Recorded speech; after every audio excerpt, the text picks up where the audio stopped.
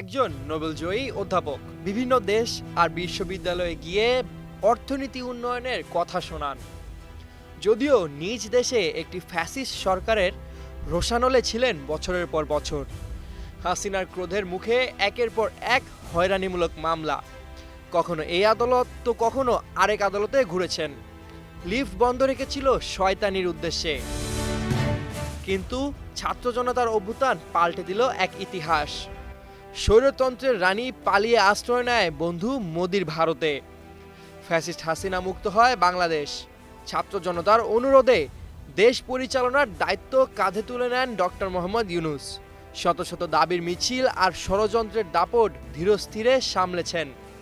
নির্বাচনের চাপ কিংবা সংস্কারের দাবিতে শান্ত মনে এগোচ্ছেন তিনি।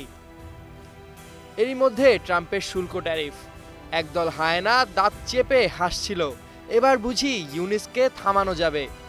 কিন্তু কাজের কাজ কিছুই হলো না। এক চিঠিতেই বাজিমাত করলেন ডক্টর ইউনূস।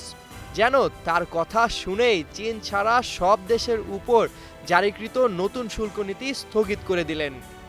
ইউনূসের এই একের পর এক মাস্টার স্ট্রোক বলে দিচ্ছে শান্তিতে নোবেলজয়ী এই অধ্যাপক বিশ্ব কূটনীতিতেও কম যান না।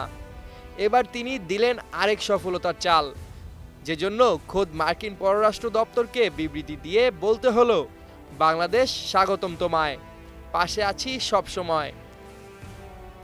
মূলত বাংলাদেশের সঙ্গে আর্টেমিস চুক্তি স্বাক্ষর হয়েছে যুক্তরাষ্ট্রের। এ চুক্তিতে স্বাক্ষর করায় বাংলাদেশকে স্বাগত জানিয়েছে দেশটি। অনেকে ভাবছেন এই আর্টেমিসের সঙ্গে চুক্তিতে বাংলাদেশের কি লাভ হবে। তারা হয়তো জানেন না, 2020 সালে যুক্তরাষ্ট্র ও 7টি দেশ মিলে আর্টেমিস গঠন করে। এরপর বাংলাদেশ সহ মোট 54টি দেশ এ জোটে যোগ দিয়েছে। এ জোটটির লক্ষ্য হল শান্তিপূর্ণভাবে মহাকাশ অন্বেষণ সহ অন্যান্য বিষয়ে বাস্তবায়ন করা।